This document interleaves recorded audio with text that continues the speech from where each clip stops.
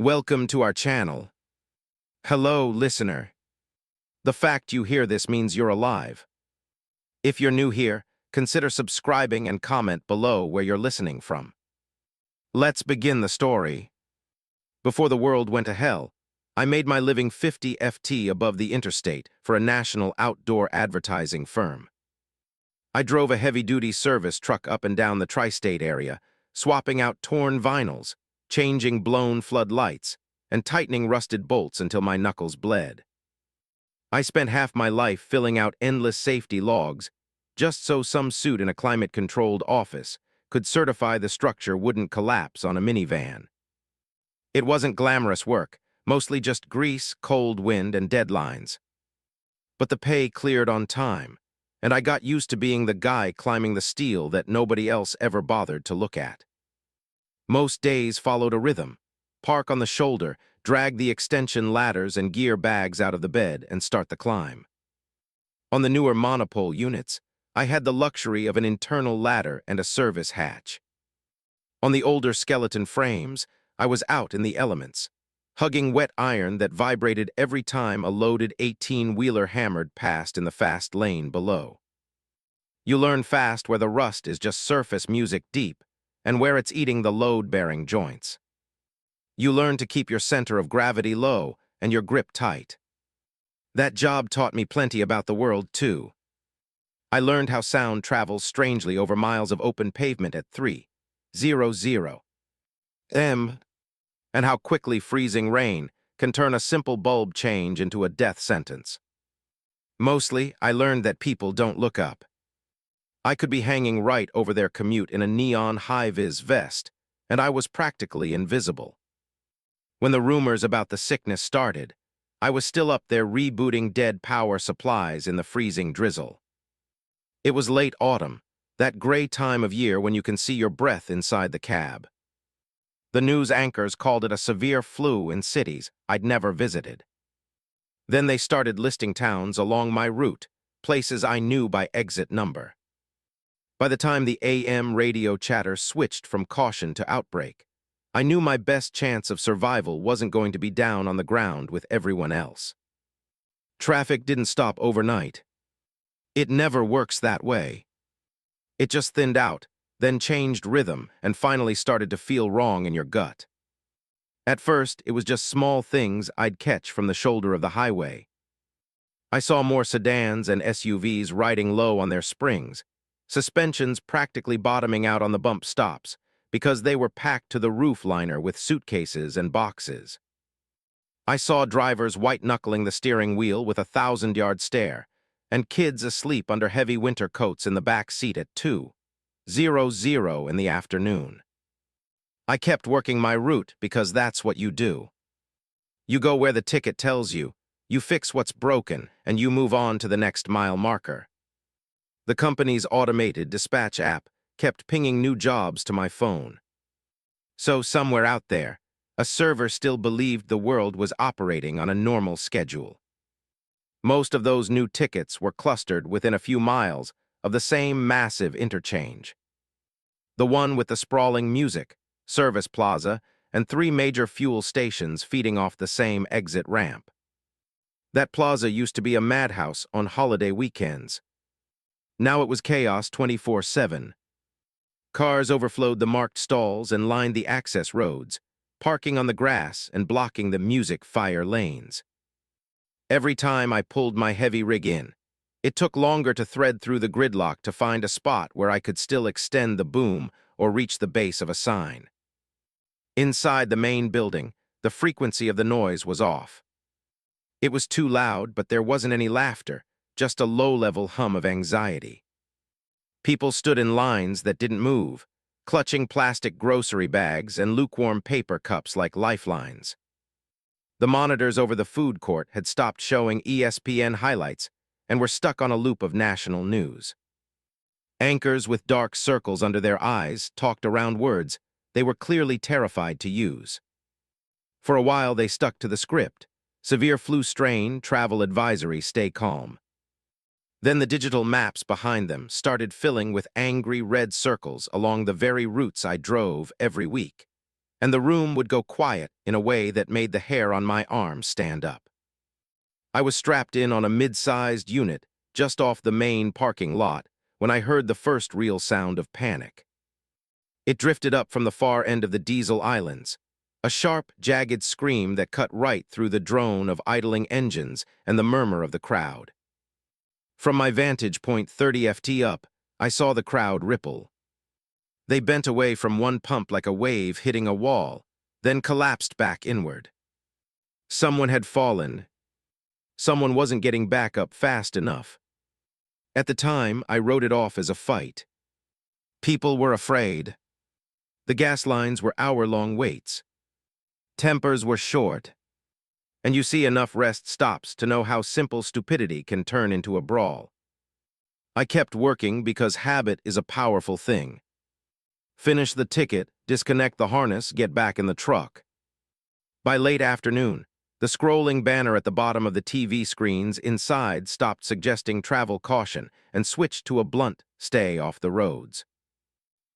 Most people didn't listen. They tried to run.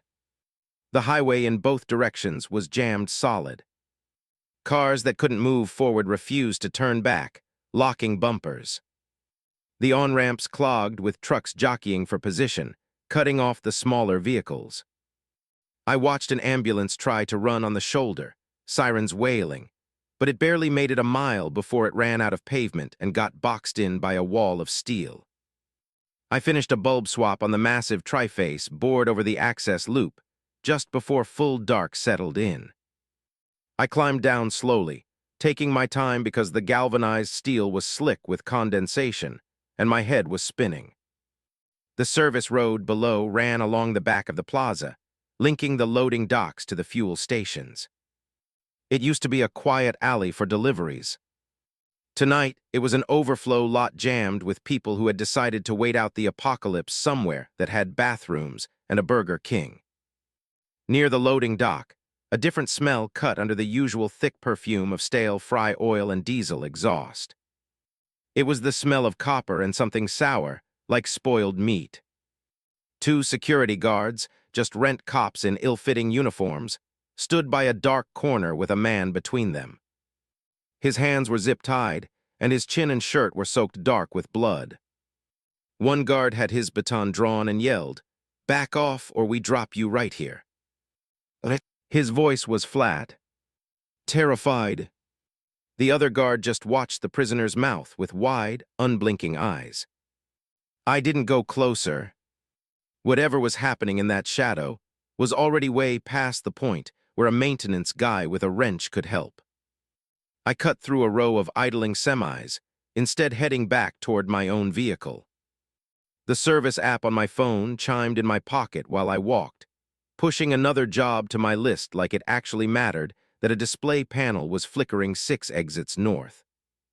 By the time night fully hit, the main lot was glowing under the high-pressure sodium floodlights, and the building was buzzing with frantic energy. But out on the highway, the flow had turned strange. Gaps opened up where there used to be steady streams of headlights. Cars bunched in nervous, tight convoys, followed by minutes of total darkness. Standing by my truck, the cold finally working through my work gloves, I looked up at the tri-sided board looming over the loop. 3 tall faces, a heavy-duty solid steel I-beam structure, an internal ladder cage, and a service hatch at mid-height. I knew that unit inside and out. I knew every weld, every rung, every rusted bracket. The ground was thick with desperate people and stalled cars. But nobody was looking up. Music nobody ever does until something falls on them. The thought landed in my brain, simple and crystal clear. If things kept sliding sideways the way they were, the safest real estate in this whole mess might be 20 ft up inside a hollow steel sign I'd been tightening bolts on for 5 years. The idea didn't feel heroic. It didn't feel like a master plan from a survival movie. It felt like every other shortcut I had ever taken on a job site. Use the materials that were already laid out in front of you, move a few steps sideways instead of hiking a mile in the wrong direction, and just pray nobody asked too many hard questions when the invoices came due. Except now there was no head office to report to, no supervisor breathing down my neck about overtime. There was just the chaotic plaza, the jammed highway, and that 60-foot steel tri-sided board standing silent off the access loop. I didn't climb it that first night. I won't pretend I was that smart or that brave right out of the gate. I sat in the cab of my truck with the engine killed, and the door cracked just enough to bleed the excess heat without freezing myself out. Outside, the world was dissolving. People walked past my bumper, clutching duffel bags, plastic baby carriers, and cheap gas station blankets. One kid in a bright red coat stopped and stared at the logo on my door like it meant someone was still in charge, still coming to fix it, until his mother yanked his arm and pulled him back into the crush. From where I sat, slumped low in the driver's seat, I had a clear line of sight to the service access door at the base of the sign's monopole. It was just a plain gray steel panel secured with a heavy-duty padlock, stamped with my company's property ID near the hinge. I had unlocked that door a dozen times over the years for routine maintenance. I knew exactly what was behind it. A narrow vertical cage with welded steel rungs running up the center of the hollow column all the way to the top hatch. On the other side of that hatch was a catwalk frame ringed by 3 massive advertising faces and a built-in steel grating floor. I watched the lot and waited for a better idea to present itself. It never came. I ran through the alternatives in my head. Try to drive the rig off-road through the ditch. I'd get stuck in the mud within 50 yards. Try to barricade myself in the plaza bathrooms. Too many entry points. Too many desperate people. The crowd pushed toward the glass doors of the main building, leaving the dark corners of the lot strangely empty. A couple of shouting matches broke out near the pumps when someone tried to cut the fuel line, their voices cracking with hysteria. A man in a dirty tweed sport coat coughed hard enough to double over, bracing himself against a trash can before staggering into the men's room with his hand clamped over his mouth. Nobody moved to stop him. Nobody waited to see who or what came back out.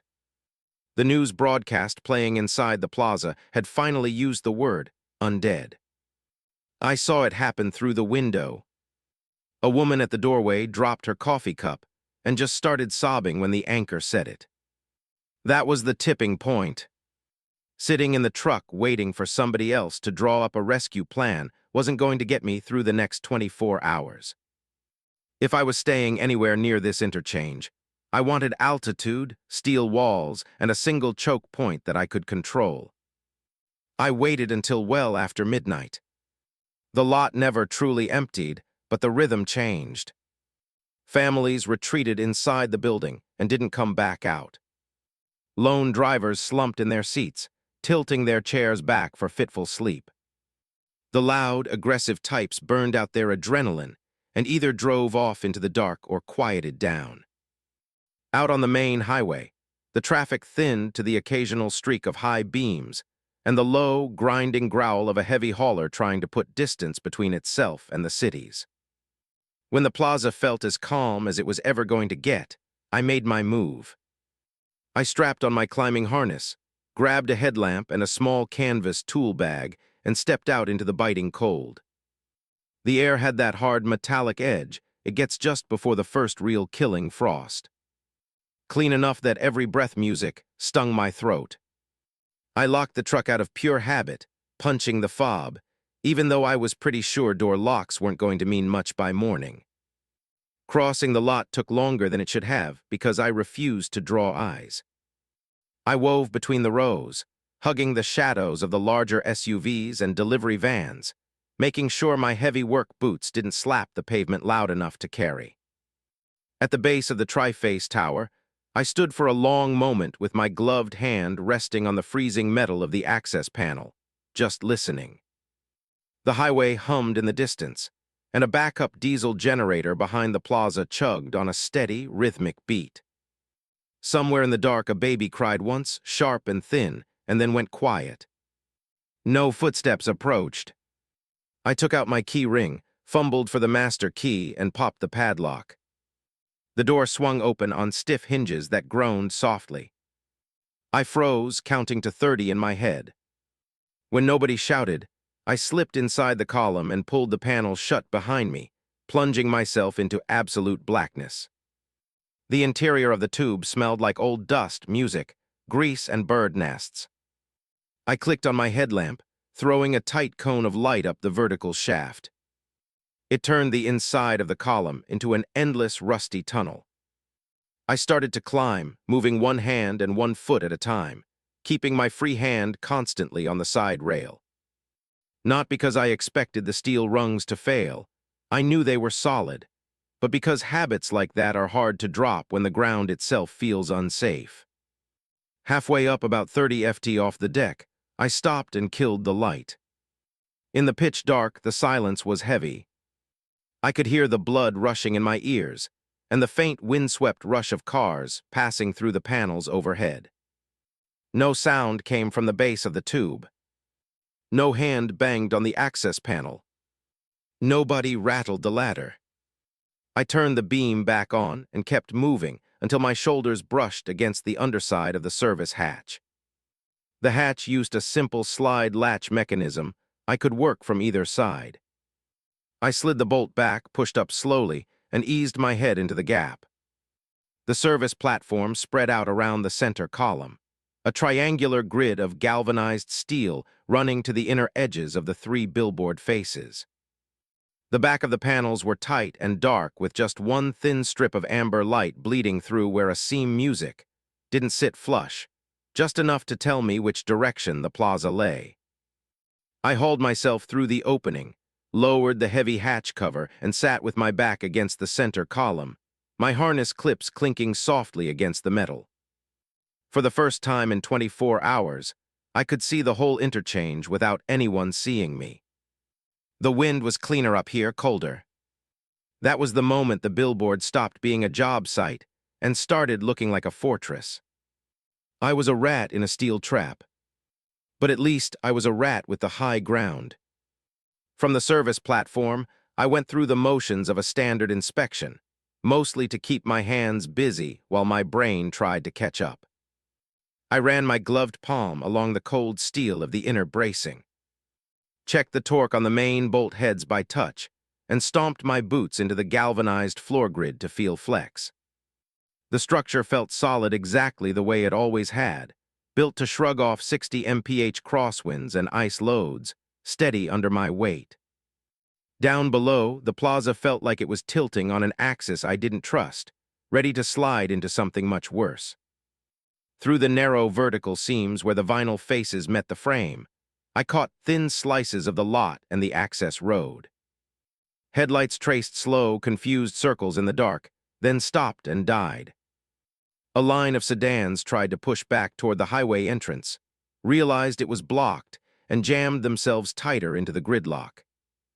People moved between the vehicles with that tired, restless shuffle, the walk of someone who knows they're stuck, but hasn't figured out a plan beyond waiting for someone else to fix it. I ran the math. If I stayed, I had 3 things going for me: height, a clear 360 degrees view, and a single choke point. The billboard checked all 3 boxes perfectly. The problem was everything else. It had 0 amenities.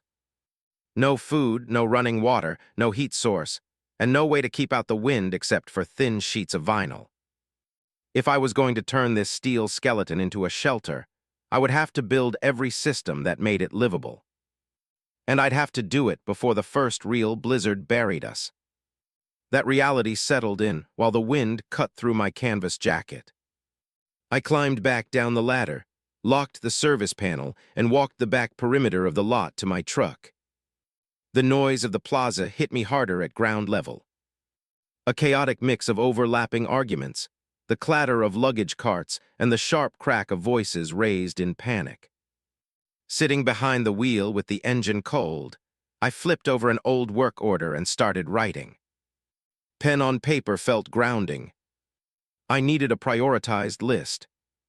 Water was number 1, heavy, hard to move, impossible to live without. Food that was calorie-dense and shelf-stable. Blankets and sleeping bags, construction materials to seal the inside of the frame, lighting that didn't depend on the plaza's grid, and tools. Enough hardware to hang everything without compromising the structural integrity of the sign. A highway service plaza is the worst place to be when panic hits, but it's a gold mine if you need to strip it for parts. You have fuel, convenience stores, bathrooms, and maintenance rooms. The trick is moving fast before everyone else realizes they aren't going anywhere. I started small, hitting the fuel station furthest from the main building. The lot there was busy, but not gridlocked. Inside, a single clerk with dead eyes watched the news loop on a mounted TV and rang people up without looking at their faces. I grabbed a red plastic basket and walked the aisles, trying to look like just another stranded driver stretching his legs. I prioritized water jugs first. Grabbed as many gallon containers as I could carry in one trip without looking like I was hoarding. Then the food aisle.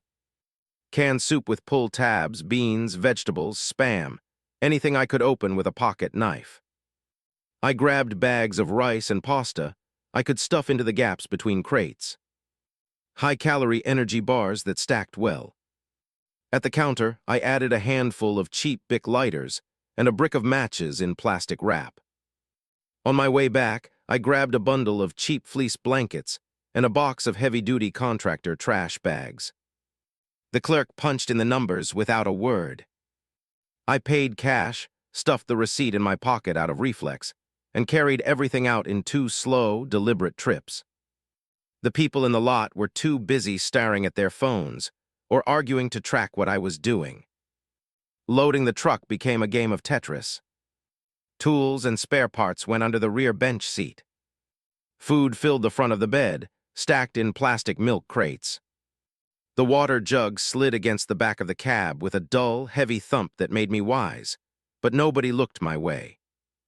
I threw an old, quilted moving blanket over the pile to break the outline. But I knew I needed more water. Behind the main building near the loading docks, I found a row of blue 55-gallon drums under a metal overhang. Most were empty, one sloshed heavily. I pried the cap off and sniffed. It smelled like plastic and dust, rainwater. Good enough if I boiled it. Getting a full 400 lb drum into the truck bed solo was physics I couldn't beat. But I didn't need the barrel, just the liquid. A stack of empty 5-gallon fry oil containers sat near the dumpster.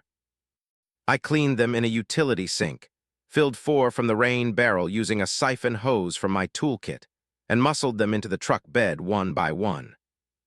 The rear suspension sagged a good 2 in. Before I headed back to the loop, I made one last stop at my company's satellite storage shed near the entrance. It used the same master padlock key as the ladder access. Inside, it was a treasure trove. Metal shelves stacked with spare galvanized brackets, bolts, cable harnesses, and best of all, 3 heavy rolls of unused vinyl banner material. I rated it. I took 2 spare climbing harnesses, a bucket of fasteners, a hand winch, and every ratchet strap I could find. The vinyl rolls were awkward dead weight, heavier than they looked, but they were the closest thing I was going to get to real drywall without tearing siding off the plaza itself. In a dusty box, I found a set of magnetic LED work lights and battery packs. I scooped the whole box into the truck bed. Portable light you can aim is worth its weight in gold when the grid goes down. By the time I pulled back under the billboard, the sky had faded to that flat gray you get right before dawn. I parked close to the base panel to hide my work, shut the engine off, and listened. The plaza hummed with tension, the highway whispered, and the truck ticked softly as the engine cooled. I was loaded heavy, suspension riding low, bed full of the first layer of what I would need to turn that frame into a fortress. It wasn't much, but it was a start. Once the snow started falling and the exit stopped meaning anything, it might be the only thing that mattered. Hauling everything from the truck bed up 60 ft into the billboard was the first cold proof that this idea was more than a panicked daydream. Sitting on the service platform, admiring the view was one thing. Turning that exposed steel grid into a place where a human being could sleep through a Midwestern winter meant hauling hundreds of pounds of dead weight up a tight vertical ladder alone. And I had to do it while the lot below churned with restless people, none of whom would hesitate to take what I had if I slipped and dropped a crate. I had to prioritize. If someone popped my tailgate while I was halfway up the tube, what could I afford to lose? Not the food, not the water. I parked the truck so the tailgate was almost touching the base panel. Opened the service door just wide enough to slide my body through and left the cab music unlocked. If the world was really ending, the title in the glove box and the locks on the doors didn't matter anymore. Inside the ladder cage, I clipped my safety harness to the vertical rail, dropped back down into the bed, and started loading. I filled the first milk crate with cans and dry bags until the strap cut into my shoulder. Heavy but manageable. Too light meant wasting energy on extra trips. Too heavy meant shaking legs and missed steps on the rungs. I needed a payload weight I could repeat 10 times without losing fine motor control. The first climb with a full crate hammered the lesson home fast. The hard plastic edges of the crate banged against my hip bone with every step, pulling my center of gravity off kilter. About 20 ft up, one dusty steel rung felt slick under my boot, and I slipped a fraction of an inch. My heart hammered against my ribs. I stopped right there, hanging in the dark, and forced my breathing to slow down. Then I kept going, counting the rungs in sets of 10. At the platform, I hauled the crate over the lip of the hatch, set it by the center column, stretched my cramping fingers until the ache subsided, and went back down for more. Trip by trip, the empty steel ring around the column filled in. 2 crates of canned food and dry goods, then the heavy water containers that sloshed with every step. Then the bundles of blankets, the box of lights, and the bucket of hardware. Each load created a small island around the central pillar, a rough circle of objects that represented heat, calories, and light, replacing the bare, indifferent grid.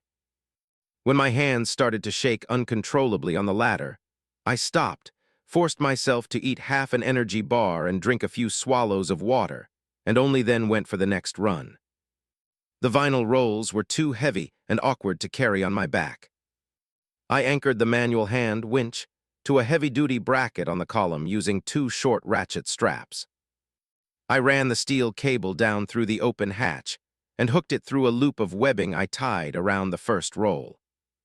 From the platform, I cranked the winch handle, guiding the heavy roll with the toe of my boot as it scraped and snagged on the edge of the opening. It came up slow, swaying in the dark shaft but steady. The second roll followed the same path. When both were safely on the deck, I pulled the cable clear and stowed the winch.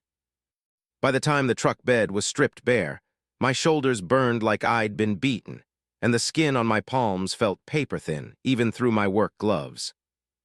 I closed the base panel at ground level, climbed the 60 ft one last time, and pulled the heavy hatch shut behind me.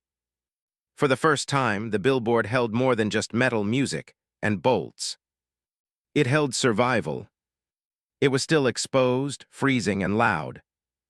But I wasn't starting from zero anymore. The service platform wrapped around the center column in a triangle. 3 narrow walkways of steel grating extended toward the inner edges of the Billboard faces. There was enough square footage to walk a tight loop or lie down if I curled up. Everything I built had to fit inside that volume. And crucially, it had to stay below the top line of the panels and above the bottom rail. From the road, this had to look like nothing more than a tired advertisement over a busy exit. Walls were the priority. Wind strips body heat faster than ambient cold ever will. Using a permanent marker, I traced the inner seams where each face met the steel frame, marking the load-bearing points. Then I cut the first sheet of heavy vinyl. I made it wide enough to hang from just under the top cross, bracing down to the grid floor. I used short cinch straps and metal clips to secure the top edge to the inner frame. The heavy sheet dropped with a dull, heavy crackle until it brushed my boots. It tried to billow like a sail in the draft, fighting me. I wrestled it down, pinning the bottom edge behind a strip of aluminum scrap I bolted into the floor grid at 3 points. I repeated the process on the second and third faces, working slower as the cold stiffened my hands. But as the last sheet went up, the atmosphere changed. The platform transformed from an open catwalk into a small triangular room. The sound from the lot lost its sharp edge, muffled by the heavy vinyl. The biting drafts that had knifed through the open frame now slid harmlessly along the outside of my new walls. I wasn't going to blind myself, though. I needed eyes on the ground. Near the top of each face, I used my utility knife to cut a narrow vertical slit in the vinyl, just wide enough for 2 fingers. I taped the edges to create a clean viewport I could close with a small weighted flap. From the highway, those gaps would read as seams. From inside, they gave me 3 clear sight lines: the plaza, the on-ramps, and the open stretch of interstate. Next came the floor. The existing industrial grating was fine for work boots, but it was murder on knees and ribs. Down at the loading dock, I had scavenged 2 low wooden pallets and a set of metal display shelves. Up here, I laid the shelves flat around the column, tying them to the grid with zip ties. Then I set the pallets on top, creating a raised, insulated patch. I threw 2 fleece blankets and an old quilted moving pad over the new platform and tested it by lying flat. I counted the spots that bit into my back. 2, maybe 3. I could live with that. Finally, I secured the door. For the hatch, I cut a solid steel bar from a spare bracket and dropped it across 2 saddles I'd bolted to the floor. It was a simple deadbolt system. Anything coming up that ladder would hit solid steel before it hit me. I sat back against the column, listening to the wind whip against my vinyl walls. And for the first time in 2 days, I let my eyes close. Cold was the next enemy on the list. And unlike the infected, it didn't sleep. Walls and a patched floor meant the wind couldn't strip the heat away instantly, but the ambient temperature still dropped like a stone after dark. My breath came out in heavy white plumes, and my fingers went stiff and clumsy inside my gloves within minutes of stopping work. I knew the math. Without a reliable heat source, the first real Midwestern freeze would finish me off just as surely as a bite. Open flame and thin vinyl walls are a recipe for a melted coffin. So I had to start small and smart. In the service shed, I had spotted a dented steel tool chest, and by the loading dock, a waste pile held a cracked truck wheel rim and a few sections of rusted exhaust piping. Late the next afternoon, when the crowd below had pressed inside the main building to stare at the scrolling disaster on the news, I climbed down. I moved with the deliberate pace of a maintenance worker on a parts run. Head down, purpose in my step, and grabbed what I needed. I used the steel tool chest as a test bed. Back up on the platform, I set it on the grid near the center column, filled the bottom with a layer of gravel I'd scooped from a decorative planter, and lit a single candle inside. With the vinyl hung and the hatch blocked, the air quality changed. It didn't turn warm exactly, but the biting edge dulled. The candle proved a point. In a space this small, it wouldn't take a bonfire to make a difference. It just required a way to manage the smoke.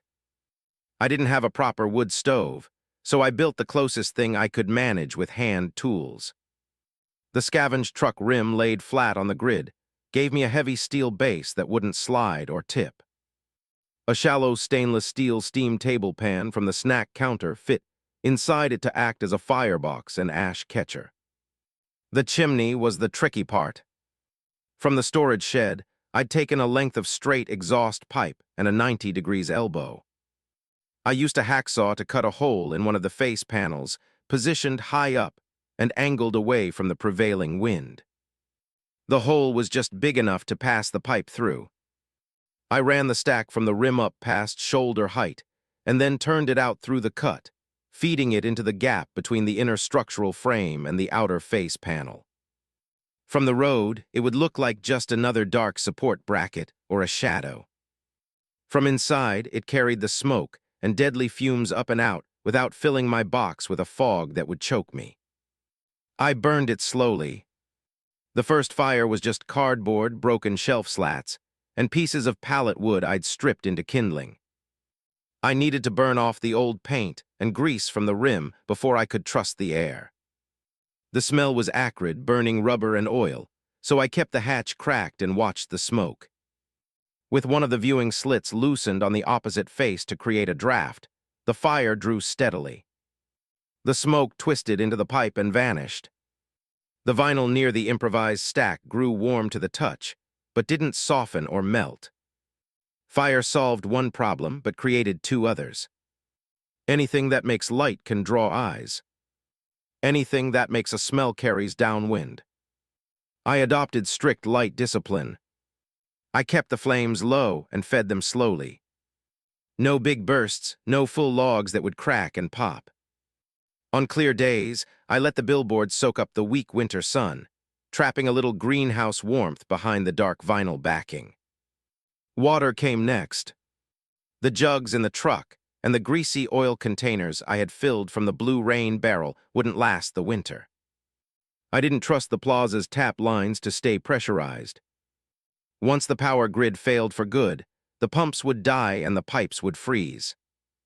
The highway drains and plaza gutters held puddles, but they were coated with films of diesel oil and antifreeze.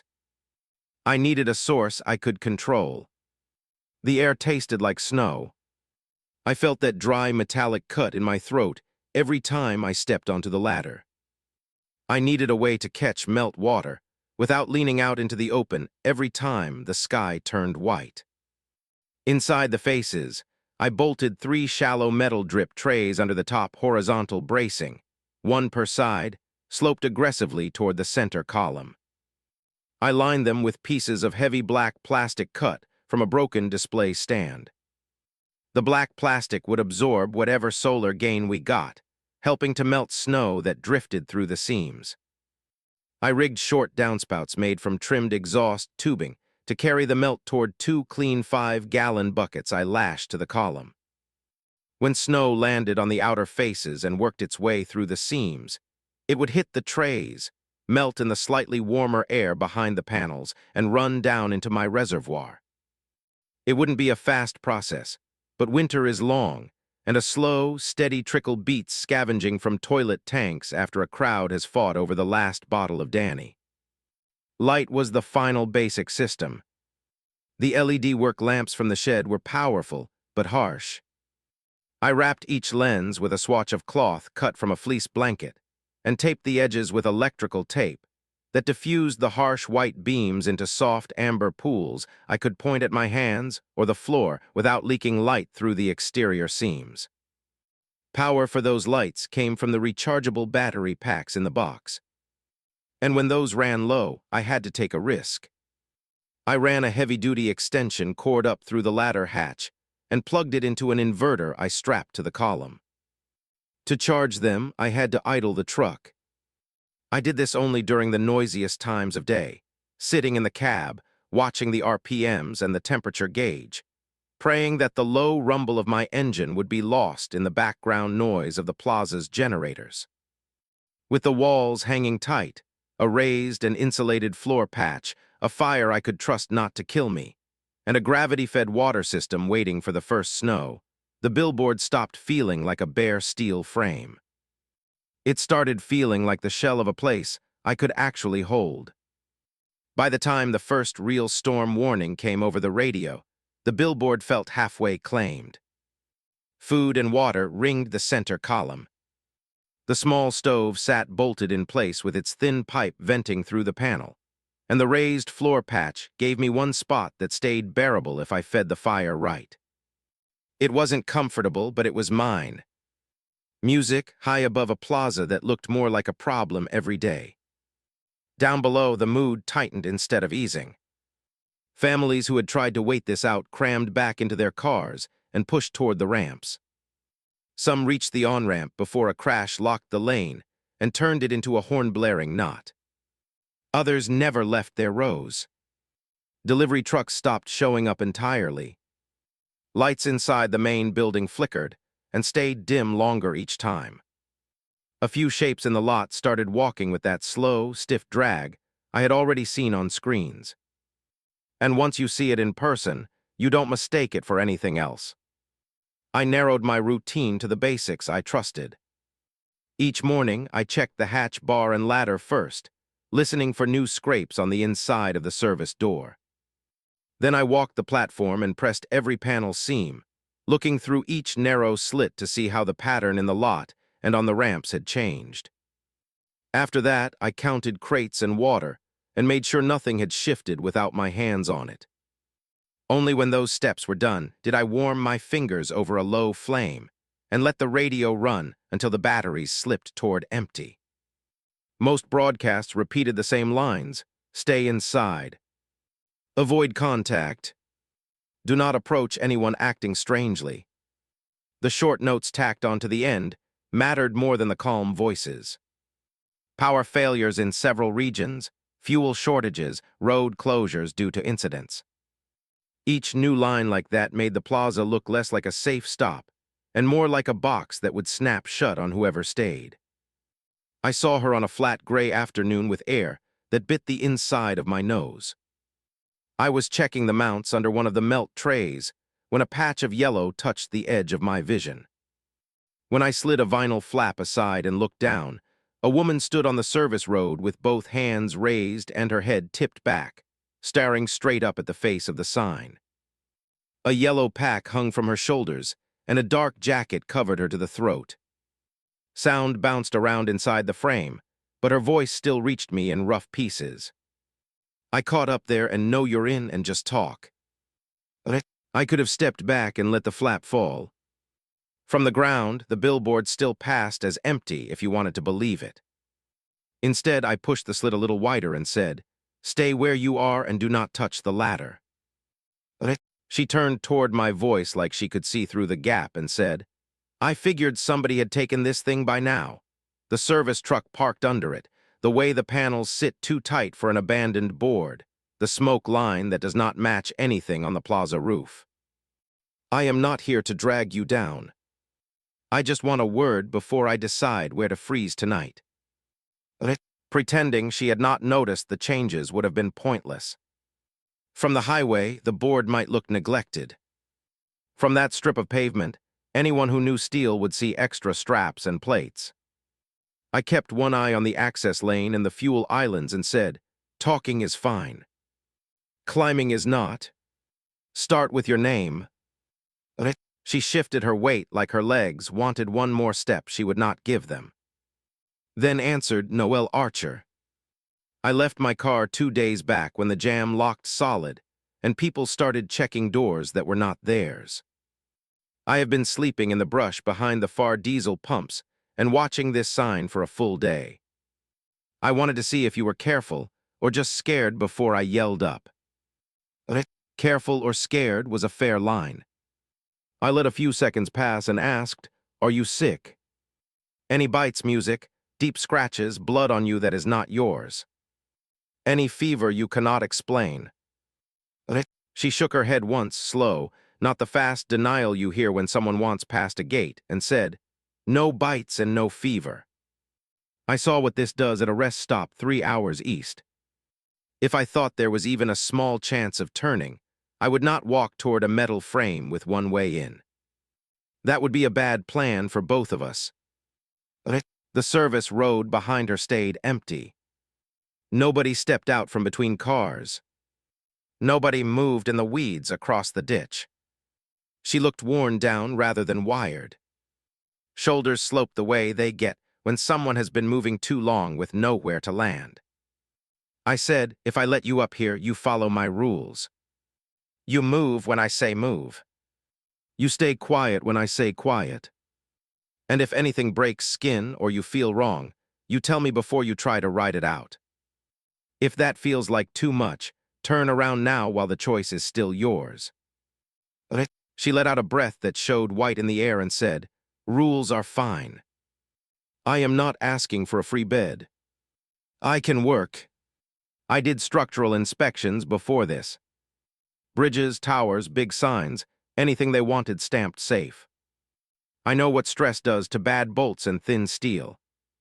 Up there beats any car in this lot, but not if you hang too much on the wrong piece. That line cut through the rest hard. Gavin came into our world on a day that already felt stretched thin. The first snow had fallen and melted into dirty bands along the curbs, and the air sat in that tight space where it hurt to breathe but would not freeze solid.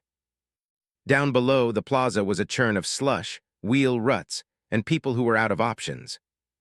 Up in the billboard, Noel, and I had settled into a rough pattern. We checked the ladder and hatch every morning, walked the inside edge of each face, pressed every brace she did not like, and only then sat by the small stove long enough to feel our hands again and listen for changes in the wind. She slept lighter than I did, and woke at every change in sound. A stained notebook hung from a strap on the column with quick sketches of joints and short lines like, "Add brace here and check weld after next blow." When gusts hit hard, she would set her palm against the panel and say in a low voice, "Top braces working too hard." And I would add it to my list for the next clear spell.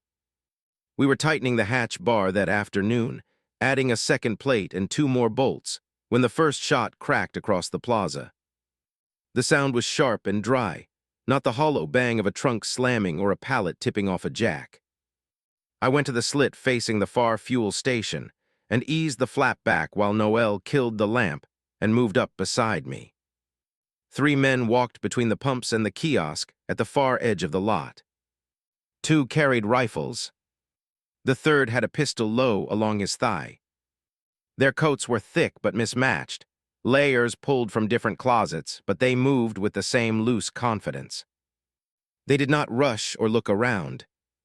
Near the air pump, a 4th figure knelt on the pavement with his hands spread flat.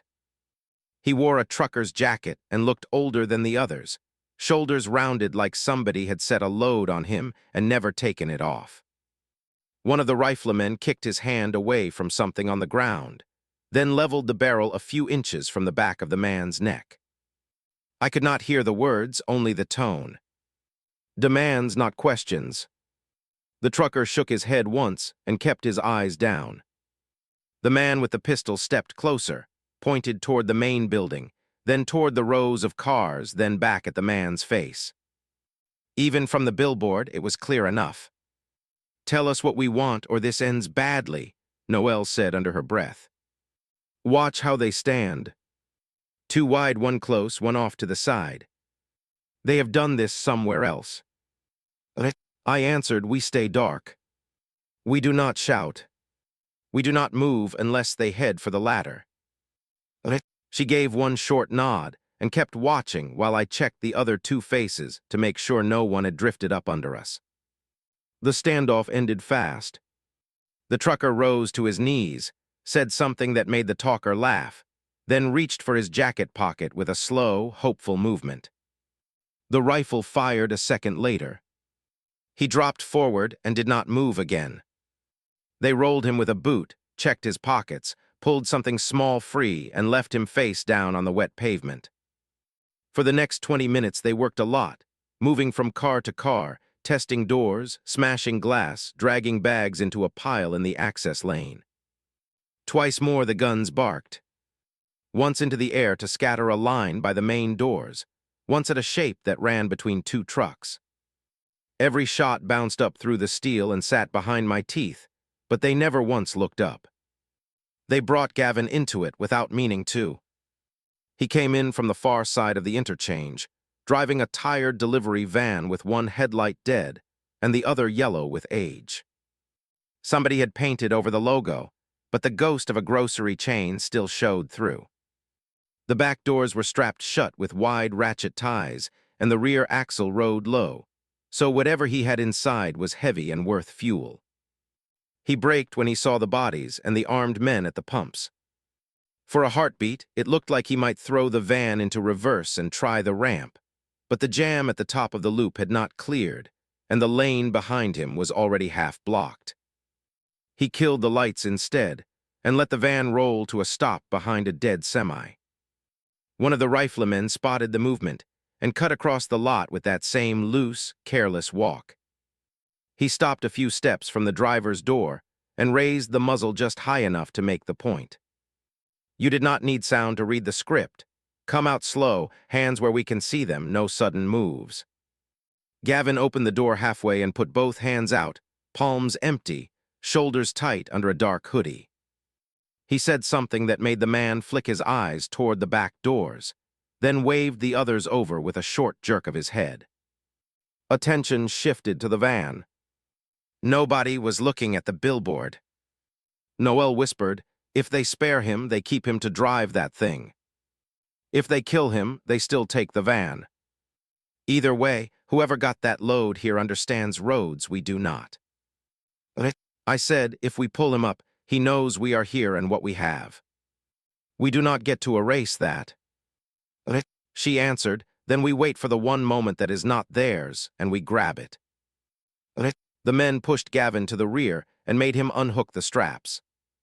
When he hesitated on the second, the pistolman drove the barrel into his ribs and snapped something short that made him flinch and move faster. The doors swung open. That was our problem. The snow held off until the plaza was already ground down to the bone. Most of the lot had given up pretending this was a temporary stop and accepted it was a trap. Then the sky turned flat and heavy, the color of a wet bruise, and the first band came through sideways. A gray curtain that erased the highway signs and turned the world into white noise. We had been expecting it. Noelle had circled potential dates on a scrap of calendar she kept tucked in her notebook. Gavin didn't need paper to read the weather. He stood by the hatch the night before watching the pressure drop and said, "If I still had a rig, I would park it and lose the keys." We didn't have a rig. We had a billboard full of patched metal and 3 people who needed it to hold against a Midwestern blizzard. Inside, we pulled everything tighter. We ratcheted down the extra straps on the meltwater trays until they hummed. We ran short safety lines from the stacked crates' music to the floor grid so nothing would shift if the tower swayed. We took strips of scavenged upholstery foam and jammed them into the worst seams, sealing them with duct tape. Noelle walked the inside edge with her palm pressed against each steel brace, listening to the stress in the metal. She tapped the main diagonal on the plaza side and said, "This one worries me." I said, "Then we watch that one first and put it at the top of the inspection list." When the snow finally hit, the highway noise vanished fast. The steady, reassuring hiss of tires on pavement dropped to a smear, and then to dead silence. The wind took over, leaning into the vinyl faces until the entire steel frame hummed like a tuning fork. Powder worked its way through microscopic gaps. Our vinyl walls snapped and flexed, fighting the gale, but the fasteners held. Every time we cracked the hatch to check the ground, cold air poured into the space like water, heavy and instant. Down below, the plaza turned into layers of white. Cars became low, soft mounds with only their side mirrors showing. The semi-trucks rose like dark ridges in a landscape that was losing all its definition. Anyone still walking in a coat went inside the main building or disappeared between the rows. After dark, the only figures left in the open were the infected. The cold slowed them, but it didn't stop them. They drifted in from the ramps and the access road, the wet snow sticking to their faces until they looked like blank white masks. They slipped on the ice, fell hard, and got up again without a sound. They just kept moving in slow, jagged lines driven by something that didn't care about frostbite. We watched in short shifts through the viewing slits. They didn't have a plan, but the lot shaped their movement. The drifts, the drainage ditches, and the gaps between buried cars funneled the bodies into a few clear strips of pavement. One of those strips ran straight past the base of our sign. The first time one of them hit the ladder, we felt it through the soles of our boots. A dull, heavy knock climbed the hollow column and rattled the steel hatch. Gavin set his palm on the metal floor and said, "Not a bumper." A second hit followed, rhythmic and mindless. Then a sliding scrape as a body lost its footing and went down along the service panel. We had argued about guns before the storm hit. Bullets were limited, and sound carried for miles over hard-packed snow. One shot might clear the immediate space, but it would also paint a target on the one structure in the valley that still had heat. The rule we settled on was simple. We do not fire unless something is actually climbing. The heavy chain and scrap metal we had wired along the lower curve of the monopole finally proved their worth. Each time a body slammed into the base, it rolled and twisted off the round steel instead of locking in. Limbs caught on the chain links, bent at wrong angles, and then dropped into the shallow drainage ditch. When one jammed in a way that bothered us, creating a step for the next one, Gavin cracked the hatch a hand's width. I leaned out with the long pole we had built from a steel aisle bar and a roof rack component. The sharpened hook on the end bit into cloth or frozen flesh. One hard leverage-assisted pull, and the frozen weight slid free. By the second day, they no longer came alone. Clumps of them pushed each other through the drifts. Some moved so slow their feet barely lifted from the slush. Others threw themselves at anything that stuck above the snow line. A few slapped at the lower rungs of the ladder again, but none reached higher than the third step before slipping. Inside, the rim stove worked overtime. Frost crept across the inner surface of the vinyl walls. We tightened our rotation. One person on hatch watch, one on window watch, one managing the fire and melting snow for water. Nobody was off duty for more than a short stretch of restless sleep. The sound came just before dawn on the third day. It wasn't a tap. A deep structural shove ran up the column, vibrating the floor grid, followed by a grinding squeal of metal on metal, and a heavier knock that made the entire platform jump. Noel looked at me, mouthed, "Not wind," and we moved to the hatch. The snow had blurred the edges of the world, but the new shadow below was close and solid. When we eased the hatch open an inch, freezing air poured in around the outline of a delivery truck. It was now pressed tight against the base of our pole. It had sat a few rows out when the storm started, but either its parking brake had snapped in the cold or someone had tried to rock it free and died at the wheel. Two frozen bodies lay crumpled between the grill and the frame.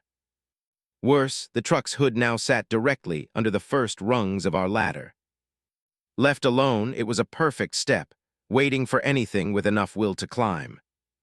We couldn't move the truck. The drifts had locked it in, but we could change what it offered. In a handful of adrenaline-fueled runs, working between wind gusts, we went down the ladder. We slipped out the service panel and stripped a section of galvanized guardrail from the side of a buried flatbed trailer. It was heavy, awkward work with frozen gloves. We dragged the rail onto the truck's hood and pinned it at a steep, aggressive angle using self-tapping fasteners and bent brackets we'd brought down from the shop. When we finished, the truck hood no longer looked like a step. It looked like a slick steel ramp angled sharply away from the ladder. Anything that tried to climb onto it would slide off into the ditch. We sealed the panel, climbed back up the 60 FT, and sat by the stove while our hands stopped shaking. Later that night, the wind finally eased. The steady, violent hiss on the faces turned into the odd, soft tap of loose flakes. When I checked the slits again, the plaza was just a white, silent field with half-buried lumps and dark shapes locked in place. The billboard still stood. So did we. The next move was still ours. The storm didn't fix anything. It just traded one set of problems for another. The snow hid the wrecks and muffled the sound of the infected, but it also choked off the last trickle of people and supplies that had been feeding the plaza. No new delivery trucks rolled in. No fresh cars pushed up the ramps, and the digital fuel price boards stayed dark. Music, whatever sat down there now, was all this place was ever going to get. We still had enough to last if we were careful. But being careful turned into a full-time job. Careful meant no comfort fires just to take the chill off. It meant no long radio scans just because the silence felt heavy. It meant no extra bites out of a spam just because someone had a bad day. It meant physically counting the food stocks and shaking every water jug instead of guessing. Leaving didn't make sense. Every time one of us checked a viewing slit, the answer lay out there in hard, cold lines. Drifts buried the shoulders. Wrecks choked the off-ramps, and frozen bodies lay exactly where they had dropped. Even if we walked out with full packs and fresh legs, the first mile would be nothing but exposure. So instead of planning an escape, we planned how to make this thin steel triangle work better. Noelle sketched a simple map of the plaza and ramps on a piece of scrap vinyl. She marked the rows we had already stripped, back rooms in the main building that might still hold hardware or winter clothes, and paths that kept some cover between dead vehicles. Gavin added notes about deep drifts and slick patches of black ice. We taped that map to the vinyl wall where all three of us could see it from the stove. On calmer days, when the wind dropped below the threshold we trusted, we went down in pairs. One watched the ladder in the perimeter under the sign, with a rifle ready but low. The other moved fast, hit the marked spots, and came back as soon as their pack felt heavy. Heavy coats, wool music, socks, loose batteries, hand tools, and scrap metal still turned up if you knew where to look. Inside the sign, we made small changes that added up to survival. Noelle braced the meltwater trays so the next heavy snow load wouldn't bow them. Gavin rigged a simple pulley system over the hatch so we could haul scavenged loads up without blowing out the climbers' shoulders. I rewired the work light so a single master switch by the column could kill every lamp instantly if a car rolled close or a flare lit up the snow. We built a habit of talking through every change before we made it. If someone wanted to cut a new slit, run the stove hotter, move a crate, or stretch a radio call 5 minutes longer, they had to say what they wanted and exactly how it could go wrong. Most ideas passed the test. The ones we turned down went on a short list titled, "Not Now." Nights stayed the hardest. The wind kept finding new notes to play in the steel, little rattles and pops that sounded like footsteps until you had heard the same 1-3 times. Sleep came in short, shallow dives. We started rotating who took the shift between midnight and dawn, so the dead hours didn't always land on the same shoulders. The radio finally gave us something other than warnings in dead air. One gray afternoon, a new voice cut through the static music. A woman, tired but steady, not a recorded loop. She said her group was holding a small town 3 exits north. They had walls, wells, a few generators, and some kind of deal with whoever wore a badge before the collapse. She told anyone listening to stay off the highway at night and watch for hand-painted signs on the overpasses. Then the signal faded back into white noise. For the rest of that day, our eyes drifted toward the north slit more than they should have. A place with walls and clean water sounded like a fairy tale from the old world. Gavin rolled a hex nut between his fingers and said, "If that call's real, that's the first good news I've heard in weeks." Noelle watched the map and answered, "Or it's bait. You say walls and wells, you pull in everybody desperate enough to believe it." We didn't vote on anything that night. We sat close to the stove and let the question hang there, suspended in the smell of wood smoke and hot metal. Stay with what we knew or walk towards something that might not exist when we got there. The billboard creaked once in the wind and held for now. That was all the answer we had. We stayed where we were and kept the idea of those 3 exits filed under later. Not under never. We are still in the sign as I tell this. Snow lies in hard, dirty ridges along the plaza lanes. The main building sits dark and hollow most nights, and the only lights we trust are the ones we switch on with our own hands. From the highway, we still look like a faded advertisement hanging over an exit that isn't worth the fuel to investigate. That is exactly how we want it. Inside, the three of us move in a tight, practiced loop. Hatch, stove, water, windows, then back again. Gavin checks the ladder in the makeshift ramp on the truck hood every morning, pressing his palm to the steel to feel for any new vibrations or movement. Noelle walks the panels and braces, updating the short notes in her log book. I track the food and parts, counting exactly what we use and redlining what we can no longer replace. We have enough to finish this winter if we stay smart. Music, we have enough fuel for small smokeless fires, enough snow to melt for water, and enough food to keep our hands steady. What we don't have is comfort. The space is tight. Every sound carries. If one of us turns the wrong way, there is nowhere to go to be alone. That is why the rules matter. They are the only thing keeping us from tearing each other apart. Keep your gear in the same spot so nobody trips in the dark. Say where you are going, even if it is just 2 steps toward a viewing slit. Call out clearly when you come back up through the hatch so nobody levels a rifle at you out of reflex.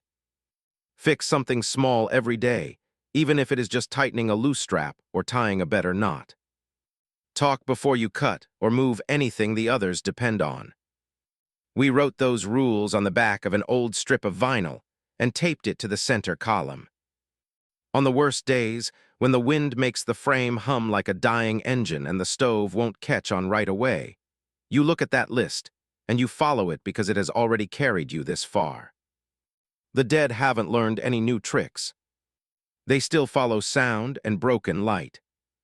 They still pack into the low spots out of the wind. And they still hit the steel with the same dull, mindless persistence. People are the ones who keep changing. Some drive past fast with their windows up, eyes straight ahead. Some creep along the access road slowly, counting cars and checking doors.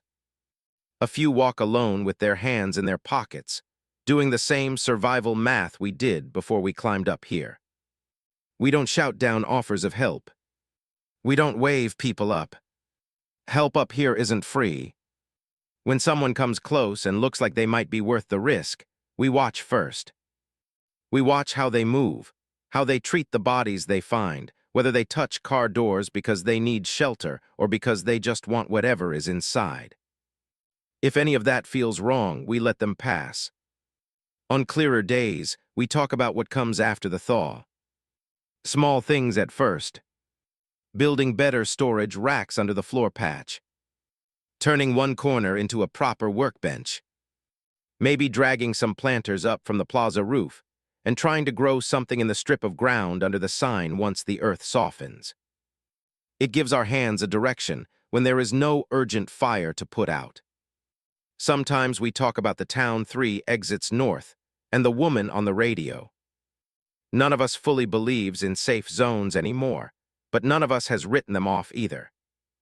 If the broadcast comes back in the spring and the map on the wall still says we have a shot, maybe one of us makes a run to see if the story matches the signal. Maybe we stay here and just listen. If you ever end up under this sign and the panels don't look too warped and the ramp is still passable, you might feel the same pull I did that first night. Height a single way up. Metal that has already seen more winters than you have. If we are still here, you won't see us right away. Stand in the open, keep your hands clear, and speak like you know the cost of noise.